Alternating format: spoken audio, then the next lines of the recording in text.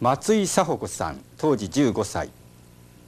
爆心地から 1.2km の天満町で被爆しました。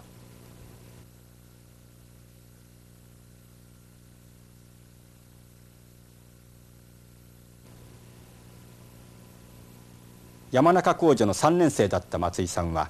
学徒動員で軍需工場へ行き、そこで防空壕を掘っている最中に閃光を正面から浴びました。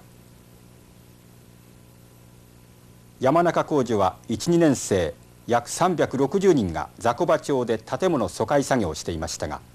ほぼ全員が被爆死しました。戦後、松井さんは小学校で教鞭をとりながら子どもたちに平和の尊さを教えてきました。やはり亡くなられた先生や友人にお会いできたようで、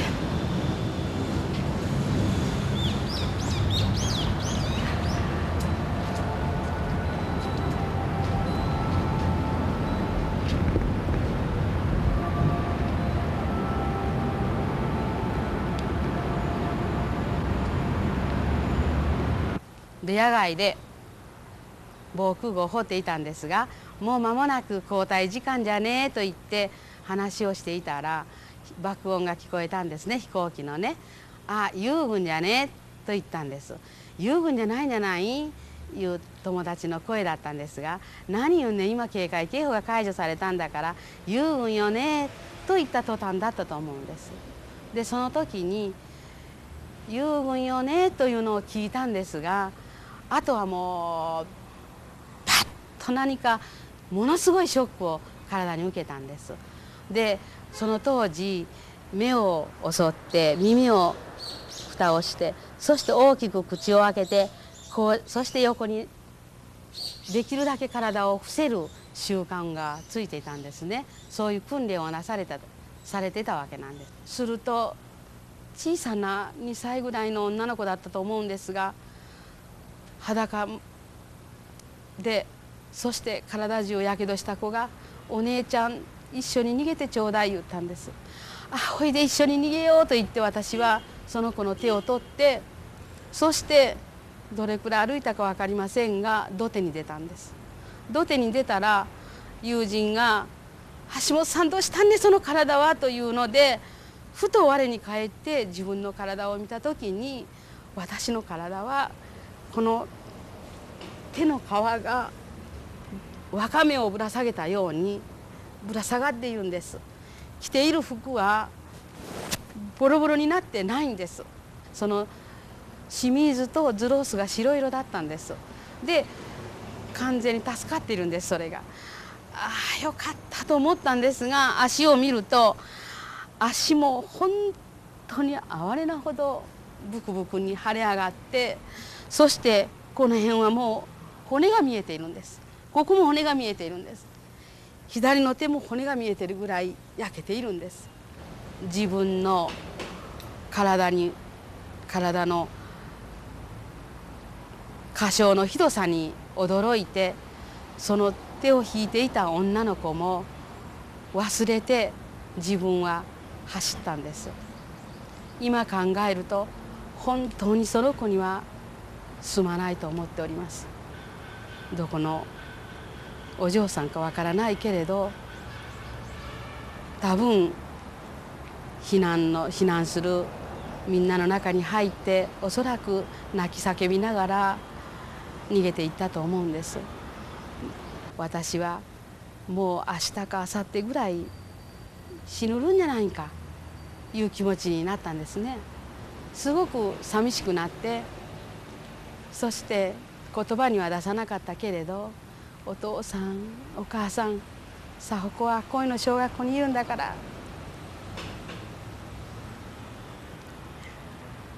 早く来てちょうだい、お願いしました。その言葉が通じたかのように、次の朝夜が明けると、あ、ここに下級生がいるよと言って走り寄ってくれたのが香川さんと竹内さんだったんです。そして後から聞いたことなんですが、竹内さんが缶詰を切っていると下鎌狩り警防団が集まれという声が聞こえたんだそうです。ああ、橋本さんのところだと思ってそこへ走って行って、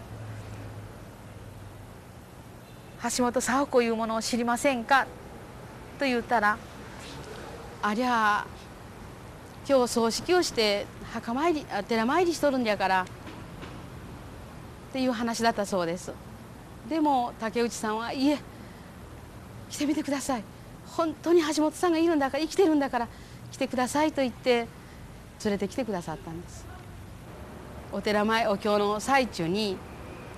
3回も空襲警報があって防空壕へ入ったそうです。で、そういう防空壕へ入ったり出たりしながら、やっとお葬式を済ませて我が家に帰って夕ご飯を食べて、そして私の思い出話をしてたそうです。すると兄が「佐保子が生きとる」ということで飛んで帰ったんですね。で「ありゃー嘘やろそれは」父親は本当にしなかったそうです。で「本当に橋本佐保子じゃ言うたかい」「ええ本当に橋本佐保子じゃから橋本佐保子が生きとったんだから」と言って父親に言うと、父親は「橋本が浜吉やろう、佐保子が定美だろう、浜吉定美という人が広島に出とられたんですね。その方も被爆しとられたんです。だからその人に間違いない、佐保子は死んでいたんだから」と言って、そこでお父さんは断言したそうです。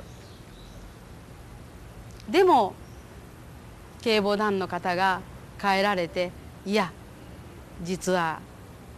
話をしたんだけれど、お宅の娘に間違いない」ということになって、